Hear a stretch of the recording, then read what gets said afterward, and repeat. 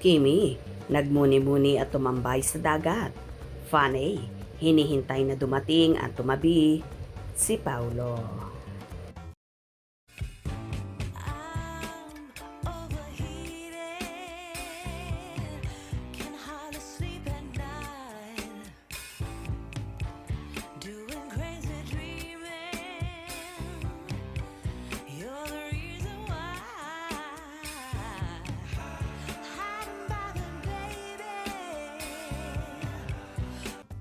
Matapos mag-birthday sa Dubai, sa dagat naman tumambay si Kim Chiu.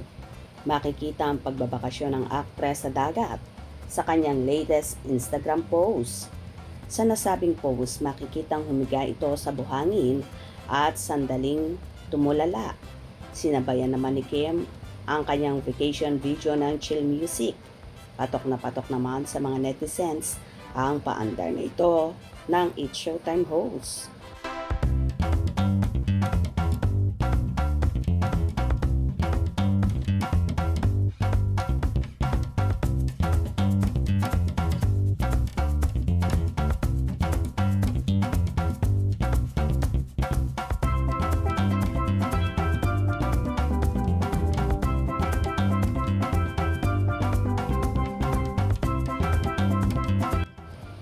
What an angel! Hindi talaga nakakasawa. Ganda mo. Kim Chiu, #Churista. Nagaantay ako ng Paulo na tatabi sa'yo. Hi Miss Pretty. Same, ha ha ha ha.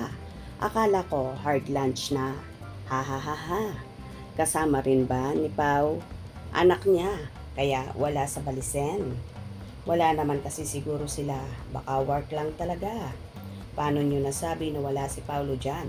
Nandyan ba kayo at paano nyo na sure na nandyan si Kim after niya mag-pictorial niyan? Sa Showtime kanina makikita sa balat ni Kim, hindi siya nag-beach. Kaya gaya ng sinabi after ng pictorial niya, umuwi agad. Gaya ni Ate Lakam na nag-Korea. Sumunod dyan si Pau, late yung peak ng anak niya. Walang mall na open pag Monday, Thursday at Good Friday. Ha ha ha ha. Huli ka sa balita. May kawork ka ba na bongga ang regalo? Milyones. Halaga. Ilang beses nang nag-date sila abroad and vacation together. Baka siya yung nagbi-video. It's always about Pau.